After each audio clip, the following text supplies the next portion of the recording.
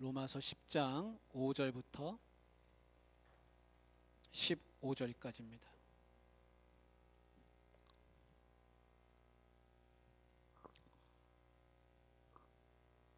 신약 253쪽에 있습니다. 로마서 10장 5절부터 15절까지 우리 한 절씩 교독하겠습니다. 모세가 기록하되 율법으로 말미암는 의를 행하는 사람은 그 의로 살리라 하였거니와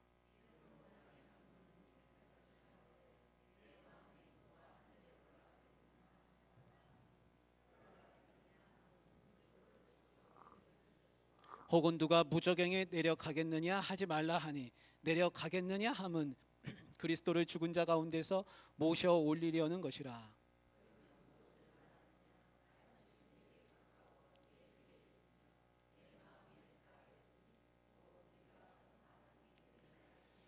네가 만일 네 입으로 예수를 주로 시인하며 또 하나님께서 그를 죽은 자 가운데서 살리신 것을 네 마음에 믿으면 구원을 받으리라.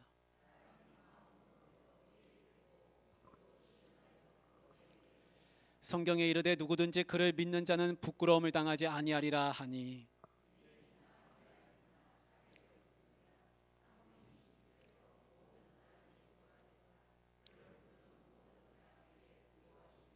누구든지 주의 이름을 부르는 자는 구원을 받으리라.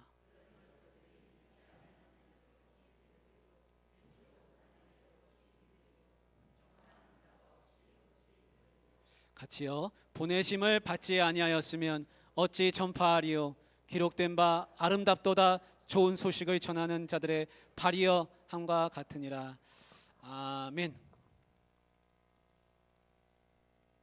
어떤 90대신 목사님이 계셨는데 90대신 목사님께서 아주 치열하게 열심히 평생을 사셨다 그래요. 그래서 그분의 신조는 뭐였냐면 마지막에 웃는 사람이 성공한 사람이다. 그래서 열심히 평생을 사셨다고 당신께서 그러셨습니다. 그래서 마지막에 웃는 사람이 성공한 사람인 줄 알고 나는 마지막에 웃는 자가 되리라, 마지막에 웃으리라 하면서 사셨다고 그래요. 근데 90이 되고 나서 넘고 나서 이제 깨달아지는데 마지막에 웃는 사람이 아니라 자주 웃는 사람이 성공한 사람이었다. 그렇게 생각이 바뀌었다고 그러십니다. 여러분 자주 웃고 계십니까? 어떤 목사님이 목회를 열심히 하시는데 성도들을 어떻게 하면 좀 잘 격려할 수 있을까? 그 단체 문자를 보냈다 그래요. 뭐라고 보냈냐면 이렇게 보냈습니다. 한 주간 성도님의 삶을 응원합니다. 를 보냈어요. 근데 너무 열심히 보내다가 하나를 빼먹었습니다. 뭐라고 보냈어요? 한 주간 성도님의 살을 응원합니다. 전 교인한테 다 그렇게 보낸 거예요. 단체 문자로. 근데 그 중에 저 문자를 받으시고 몹시 기분이 상하신 분이 있었습니다. 뭐 내 살을 응원한다고? 기분이 안 좋았어요. 그래서 그분이 복수를 했습니다. 뭐라고 복수했냐면 이렇게 보냈습니다. 목사 니도 힘내세요. 똑같이 뺐습니다. 하나를. 여러분 무더위에 많이 웃으시기를 바랍니다. 예수님 시대의 유대인은 별로 웃을 일이 없습니다. 왜냐하면 유대인은 율법을 지키느라고 너무 열심히 살아가지고 마지막에 웃으려고 그러는 거예요. 근데 마지막에 웃는 사람은 나중에 가서 생각해 보니까 내가 많이 웃고 살아야 되는데 이 마지막에 웃으려고 하다가 제대로 웃질 못하는구나, 그런 사람인데 유대인들이 그렇습니다. 율법을 열심히 지키느라고 제대로 삶을 즐기고 행복하게 하나님 안에서 살지 못하는 것입니다. 그래서 유대인은 율법으로 의를 이룰 수 있다, 율법으로 내가 의로워질 수 있다, 그렇게 믿어요. 그러나 바울은 율법으로는 의를 이룰 수 없다, 그걸 분명하게 이야기합니다. 그래서 우리가 오늘 5절부터 읽었지만 지난 수요일날 4절을 봤었는데 4절을 한번 여러분 잘 보시기 바랍니다. 4절에 뭐라고 되어 있습니까? 같이 한번 읽어보겠습니다. 그리스도는 모든 믿는 자에게 의를 이루기 위하여 율법의 마침이 되신다, 그렇게 말씀하고 있습니다. 그러니까 율법은 행함으로 완성되는 게 아닙니다. 행함으로는 아무리 해도 그 완성이 안 돼요. 맞춰지지가 않습니다. 예수 그리스도를 통해서만 율법의 마침이 있습니다. 그러니까 율법의 마침이라고 하는 것은 사실은 율법으로 맞춰지는 게 아니라 은혜로 맞춰지는 거예요. 율법을 많이 한다 그래가지고 의로워지는 게 아니라 내가 이걸 많이 해도 안 되는구나, 그걸 깨닫고 은혜를 구하는 것이 율법의 마침이 되신다. 예수 그리스도께서 율법이 마침이 되신다. 그거를 알아야 한다는 겁니다. 그래서 그리스도 없이, 그리스도를 배제하고 내가 의롭게 되겠다, 그거는 성경이 말씀합니다. 사도 바울이 분명히 얘기합니다. 그거는 불가능하다는 겁니다. 그래서 그리스도 없이 자신의 능력에 의지해가지고 하나님 앞에서 내가 의롭다 인정을 받는다, 그런 일은 없다는 겁니다. 그래서 행함을 통해서는 불가능합니다. 그리스도를 믿음으로, 믿음이 율법을 완성시키는 겁니다. 나는 죄인입니다. 예수 그리스도가 아니면 나는 구원받을 수 없습니다. 예수 그리스도가 아니시면 나는 건진받을 수 없습니다. 그렇게 고백하고 자기를 낮추면서 은혜를 구해야지만 반드시 구원을 받을 수가 있습니다. 전라도 광주에 아파트를 짓다가 아파트가 무너졌어요. 여러분 그 이야기 아시죠? 몇 년 전에 나왔잖아요. 그 아파트를 많이 지었습니다. 벌써 몇 동을 짓고 또 짓고 있는데 안타깝게도 그게 무너졌어요. 사람들이 막 다치고 죽고 그랬습니다. 그래서 결국은 어떻게 됐느냐, 그 아파트를 거의 다 지었습니다 지금. 근데 그걸 다 헐고 다시 짓겠다. 그래서 그 건설 회사의 대표께서 TV에도 나왔어요. 나와서 사죄하고 우리가 다 책임지겠습니다. 다시 다 짓겠습니다. 다 무너뜨리겠습니다. 짓던 거 다 무너뜨리고 새로 짓고, 입주하려고 하시는 분들 입주 지원 보상금 다 우리가 보상하고 몇 천억을 보상하겠다고 그걸 약속을 했습니다. 그 앞에 나와서 그 기자회견 하셨던 그 회사 사장님이 제가 고등부 전도사 할 때 부장 선생님이세요. 그 부장 선생님이 TV에 나오셔서 그 하시는 걸 제가 봤습니다. 마지막까지 다 완성을 해야 하는 게 중요합니다. 아파트를 많이 지으면 뭐 합니까? 짓다가 말고 무너지면 안 되는 것이죠. 율법을 아무리 잘 지켜도 마지막이 중요합니다. 마지막에 율법의 완성이 이루어져야 됩니다. 예수님 없이는 그것이 이루어질 수 없다는 것을 바울이 분명하게 얘기해주고 있습니다. 그럼 율법을 지키는 것은 헛된 것인가? 헛된 것이 아닙니다. 예수님은 이 땅에 율법을 폐하러 온 것이 아니다, 또 분명히 말씀하셨습니다. 왜냐하면 율법을 폐하면 하나님 말씀이 없어집니다. 간음하지 말라, 살인하지 말라, 도둑질하지 말라, 탐내지 말라, 말씀을 지켜야 되죠. 중요한 건 뭐냐면 그걸 지켜서 내가 의롭게 되는 게 아니라는 것입니다. 그걸 지키는 게 중요하죠. 그러나 이걸 지킨다고 해서 내가 의롭게 되는 것은 아니다라는 겁니다. 율법의 완성은 예수님께 있습니다. 구원의 완성은 예수님께 있습니다.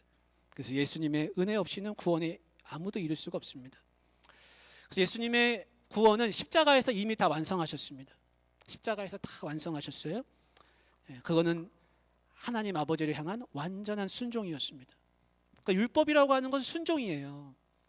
근데 사람이 그걸 다 순종할 수 없다는 게 문제입니다. 근데 예수님께서 완전한 순종으로 모든 그걸 다 이루셨다는 겁니다. 그러니까 더 이상 사실 우리가 할 수 있는 건 없습니다. 은혜 가운데 사는 거 외에 다른 거 할 수가 없습니다. 바울은 이제 두 가지 의에 대해서 이야기를 하게 됩니다.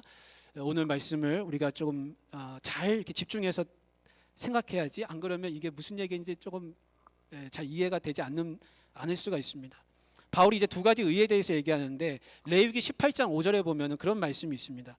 제가 읽어드리겠습니다. 너희는 내 규례와 법도를 지키라. 사람이 이를 행하면 그로 말미암아 살리라. 나는 여호와이니라. 이런 말씀이 있습니다. 그래서 모세가 율법으로 말미암는 의를 행하는 사람, 그러니까 율법으로 의를 행하는 사람은 그 의로 살리라, 그런 이야기를 하였다는 겁니다. 그래서 모세는 뭘 강조했냐면 율법을 지키는 그 사람을 강조했습니다. 근데 바울은 이제 그거를 이렇게 변형을 시켜서 이야기합니다.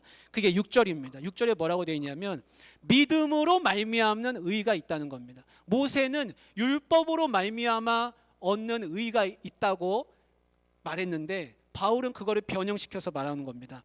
믿음으로 말미암는 의가 있다. 믿음으로 말미암는 의가 있다. 그러면서 신명기 30장 12절부터 14절까지를 이제 가져다가 자기 방식대로 그걸 인용을 하는데, 우리가 신명기 30장 12절부터 14절까지를 먼저 이해하고 바울의 말을 들어야 그것이 이해가 되기 때문에 우리 신명기 30장 12절부터 14절까지를 볼 건데, 이걸 좀 쉽게 이해하기 위해서 새 번역으로 이렇게 지금 옮겨놨습니다. 한번 같이 읽어보겠습니다. 이 명령은 하늘 위에 있는 것이 아니므로 당신들은 누가 하늘에 올라가서 그 명령을 받아다가 우리가 그것을 듣고 지키도록 말하여 주랴 할 것도 아닙니다. 또한 이 명령은 바다 건너에 있는 것도 아니니 누가 바다를 건너가서 명령을 받아다가 우리가 그것을 듣고 지키도록 말하여 주랴 할 것도 아닙니다. 그 명령은 당신들에게 아주 가까운 곳에 있습니다. 당신들의 입에 있고 당신들의 마음에 있으니 당신들이 그것을 실천할 수 있습니다. 아멘. 이게 무슨 이야기냐면 모세가 백성들한테 이런 이야기를 했습니다. 신명기는 모세가 행하는 설교예요. 그래서 한참 이야기를 많이 했습니다. 모세가. 그러면서 이제 30장에 와서 이런 이야기를 하는 겁니다. 내가 지금까지 당신들에게 말한 이 모든 지키라고 하는 명령들이 하늘에 있습니까? 하늘에 있습니까? 하늘에 있으면 그걸 가지고 내려와야 될 거 아닙니까? 아니 하늘에 올라가 가지고 그걸 가지고 내려온다는 거, 그거 얼마나 힘든 일입니까? 사람이 하늘에 올라가서 그 말씀을 가지고 내려온다는 건 어려운 일이에요. 그러면 그것이 멀리 바다 건너에 있습니까? 만약에 그것이 바다 멀리 건너에 있다면 배를 타고 가가지고 또 그것을 대로 가져와야 될 겁니다. 근데 그런 고생 수고할 필요가 없습니다. 왜냐하면 내가 지금 여러분한테 한 이 말은 여러분의 입에 있고 여러분 마음속에 있습니다. 하늘에 있는 것도 아니고 바다 건너에 있는 것도 아니고 지금 여러분 앞에 있습니다. 쉽게 얘기하면 이런 거예요. 아버지 어머니가 밥상을 맛있게 차려놓고 얘야 밥 먹어라. 그러면 애는 와가지고 요리할 필요도 없고 아무것도 할 필요가 없어요. 그냥 숟가락 떠가지고 맛있게 먹기만 하면 됩니다. 그럼 열매를 따러 자기가 어디 산으로 가야 됩니까? 밭에 가서 따와야 됩니까? 부모님이 다 따가지고 씻어가지고 맛있게 해가지고 요리해가지고 먹으라 이렇게 했다는 겁니다. 그러니까 성도 여러분은 지금 하늘에 있는 걸 따라가셔야 됩니까? 바다에 있는 걸 가서 가져와야 됩니까? 여러분 마음 가운데 여러분 입술에 있지 않습니까? 모세가 이 이야기를 했다는 거예요. 그 이야기입니다. 그래서 바울이 이 이야기를 자신의 방식으로 이제 이야기하는 겁니다. 그거는 뭐냐면 이런 이야기입니다. 믿음으로 말미암는 의라고 하는 것은 예수 그리스도를 통해서 얻어지는데, 예수님이 하늘에 계십니까? 예수님을 통해서 내가 의를 이룰 수가 있어요. 근데 그 예수님이라고 하는 분이 하늘에 계십니까? 하늘에 계신다고 하면 그분을 끌어내려야 할 겁니다. 그분이 무저갱에 있습니까? 무저갱에 있다고 하면 그분을 건져 올려야 할 겁니다. 그걸 얼마나 힘든 일입니까? 우리가 할 수 있습니까? 우리가 할 수 없다는 겁니다. 하늘에 계신 분을 모셔 내릴 수도 없고 무저갱에 계신 분을 모셔서 들어 올릴 수도 없고 우리는 그걸 할 수 없습니다. 그런데 예수님이라는 분이 어디에 계시는가? 우리 입과 우리 마음 가운데 있다는 겁니다. 왜냐하면 예수님은 하늘에서 내려오셨잖아요. 그럼 우리가 예수님을 끌고 내려왔습니까? 예수님이 자진해서 우리를 살리시기 위해서 하늘에서 내려오셨어요. 예수님이 죽으셨어요. 죽으신 분이 우리가 그분을 무저갱에서 끌어올릴 수 있습니까? 죽으신 분을 우리가 다시 살릴 수 있습니까? 그러지 않았습니다. 그분은 다시 사셨습니다. 그분은 그분의 능력으로 다시 부활하셨어요. 바울이 지금 이 이야기를 하는 겁니다. 그래서 예수님이 이 땅 가운데 오셨다. 그리고 우리는 그것을 입으로 시인하기만 하면 된다는 겁니다. 어려운 것이 아니라는 겁니다. 믿음으로 말미암는 의, 믿음으로 얻는 의라고 하는 것은 하나 어려운 것이 아니고 너무나 얻기가 쉬운 것이다. 이 이야기를 바울이 지금 하고 있습니다. 그래서 여기로부터 나오는 유명한 구절이 있습니다. 우리 9절 10절을 같이 읽어보겠습니다. 9절 10절 있습니다. 네가 만일 네 입으로 예수를 주로 시인하며 또 하나님께서 그를 죽은 자 가운데서 살리신 것을 네 마음에 믿으면 구원을 받으리라. 사람이 마음으로 믿어 의에 이르고 입으로 시인하여 구원에 이르느니라. 아멘. 여러분, 이 말씀 많이 들어보셨잖아요. 이 말씀이 여기서 나오는 겁니다. 그래서 마음으로 믿고 입으로 시인하여 구원에 이른다. 이 말이 사실은 바울이 한 말 같지만 모세가 먼저 했습니다. 모세가 신명기 30장 14절 한번 방송실에 있으면 보여주십시오. 같이 한번 읽어보겠습니다. 오직 그 말씀이 네게 매우 가까워서 네 입에 있으며 네 마음에 있은즉 네가 이를 행할 수 있느니라. 아멘. 멀리 있는 게 아닙니다. 하나님 말씀이 멀리 있다는 게 아닙니다. 모세가 그랬습니다. 말씀이 네 앞에 있다. 코앞에 있다. 네가 말씀을 어디로 가서 구해와야 되는 게 아니다. 네 말씀은 네 앞에 있다. 이걸 인용해서 바울이 하는 말씀이 예수 그리스도는 하늘에 계신 것도 아니고 무정행에 계신 것도 아니고 예수님은 살아나셨고 예수님은 이 땅에 오셨습니다. 우리를 위해 오셨습니다. 중요한 건 당신이 입으로 시인하여 믿음으로 마음으로 믿고 구원에 이르는 것입니다 라고 그 이야기를 했습니다. 사랑하는 우리 성도님들, 9절을 우리가 다시 보시기 바랍니다. 9절입니다. 뭐라고 되어 있습니까? 네가 만일 네 입으로 예수를 주로 시인하며. 근데 그 시인한다는 거는 어떤 뜻이 있냐면 보십시오. 시인하며 또 하나님께서 그를 죽은 자 가운데서 살리신 것을 네 마음에 믿으면 구원을 받는다 그랬습니다. 우리는 단순히 예수님을 믿습니다 뭐 주문하듯이 말하는 게 아닙니다. 예수님을 믿는다라고 할 때 그 믿는다는 뭘 믿는다는 것인가? 예수님이 죽음에서 부활하셨다. 그거를 믿는 겁니다. 이것을 믿는 사람은 누구든지 부끄러움을 당하지 않는다 그랬습니다. 유대인이나 헬라인이나 이것은 차별이 없습니다.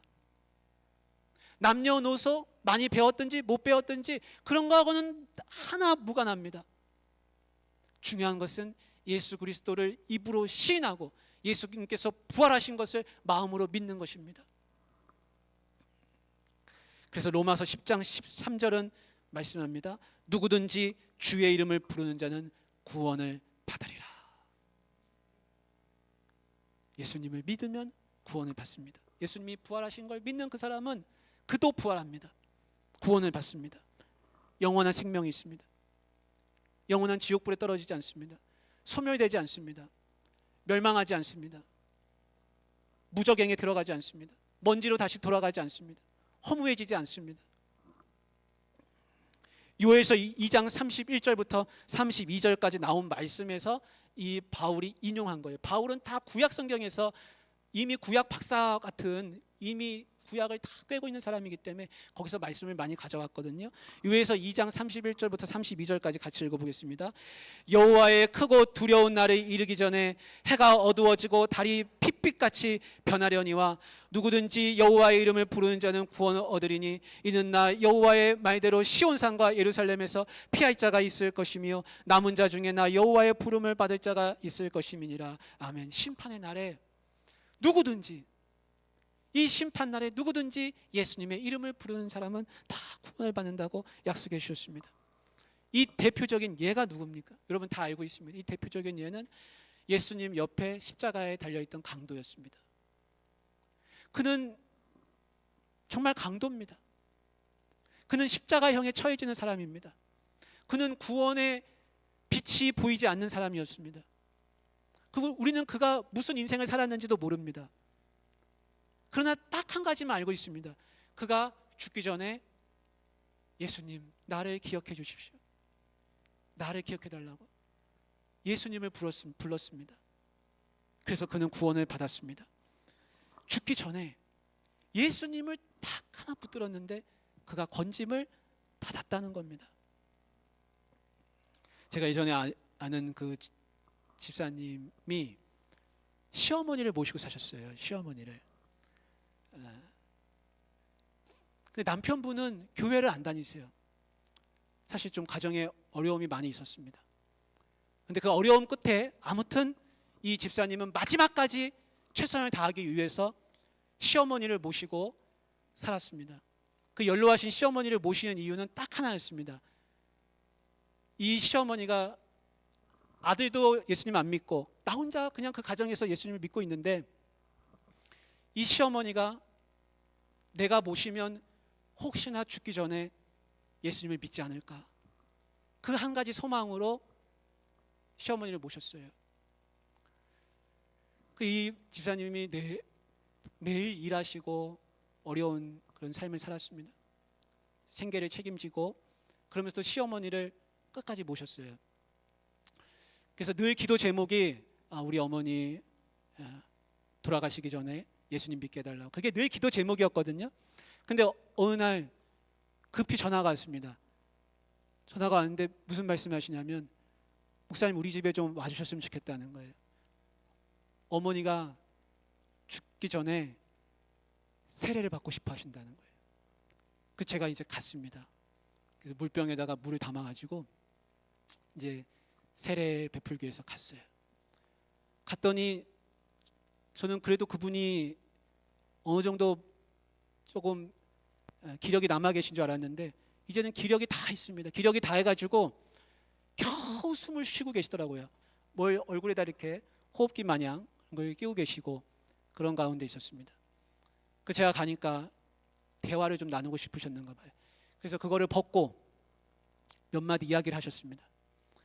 근데 그 연로하신 그 어르신이 하시는 말씀이 그래요. 그 집에 방 안에 누워 계십니다. 방 안에 침대에. 그 하시는 말씀이 자기가 지금까지 평생 하나님을 떠나 살았다는 거예요. 근데 사실은 자기는 13살 때까지 교회를 다녔대요. 시골에서 13살 때까지 교회를 그렇게 다녔었는데 자기가 이제 커가지고는 예수님을 떠나고 평생 절을 다녔대요. 절을. 그리고 지금 이제 내가 떠날 날이 얼마 안 남았다고 생각하니까 다시 무슨 생각이 나냐면 내가 예수님한테 다시 돌아가야 되겠다. 내가 하나님 앞에 다시 믿어야겠다. 그 마음이 든다는 겁니다. 그래서 하시는 말씀이 나 죽기 전에 세례 받고 싶다고 그 이야기를 했습니다. 그래서 거기서 그 방 안에서 침상 세례를 했습니다. 침상 세례를 하면서 예수님을 믿으십니까? 믿습니다. 예수님 부활하신 것을 믿습니까? 믿습니다. 믿습니다. 아멘. 아멘. 그래서 세례를 받으셨어요. 그 이후로 그 집안이 다 바뀌었습니다.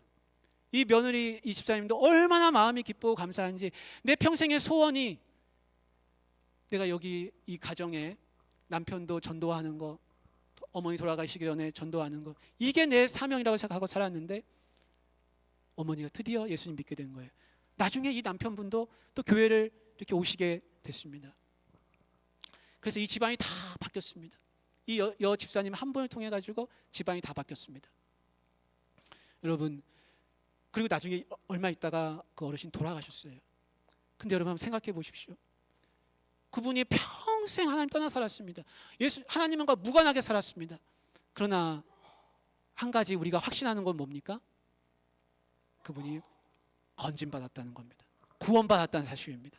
그분이 예수 그리스도를 주로 고백했다는 겁니다. 성경은 분명하게 말씀합니다. 예수 그리스도를 주로 부르는 자는, 예수님을 시인하는 자는 다 건짐을 받는다, 구원을 받는다. 그거를 우리한테 분명하게 말씀해 주고 있습니다. 그래서 바울이 이야기합니다. 이렇게 중요한 예수님의 이름을 전하는 것이 얼마나 중요한 것인가. 그러면서 하는 말이 로마서 10장 14절입니다. 15절입니다. 우리 같이 한번 14, 15 읽어보겠습니다. 그런즉 그들이 믿지 아니하는 일을 어찌 부르리요? 듣지도 못한 일을 어찌 믿으리요? 전파하는 자가 없이 어찌 들으리요? 보내심을 받지 아니하였으면 어찌 전파하리요? 기록된 바 아름답도다 좋은 소식을 전하는 자들의 발이여함과 같으니라. 아멘. 그 여자 집사님이 전하지 않았으면 그 어머니가 어떻게 듣겠습니까? 근데 그 집사님을 통해서 그 가정이 다 건짐받는 것을 보았습니다. 그래서 바울이 분명하게 얘기합니다. 예수님의 소식을 전하는 것보다 더 귀한 것이 없다. 더 아름다운 것이 없다. 그것이 가장 귀한 것이다. 그렇게 고백하고 있지 않습니까? 전쟁이 끝났을 때 그 전쟁이 끝났다, 그 소식을 전할 수 있다면 여러분 얼마나 기쁘겠습니까? 전쟁은 다 끝났습니다. 모든 싸움은 다 끝났습니다. 중요한 거는 믿기만 하면 됩니다. 하늘에 계신 것도 아니고 무정에게 계신 것도 아니고 예수님은 부활하셨습니다. 예수님은 이 땅 가운데 오셨습니다. 우리를 위해 오셨습니다. 우리를 위해 부활하셨습니다. 그분을 내가 믿고 입으로 시인하기만 하면 구원이 나에게 임한다고 하는 것, 이거보다 더 기쁜 소식이 어디 있습니까?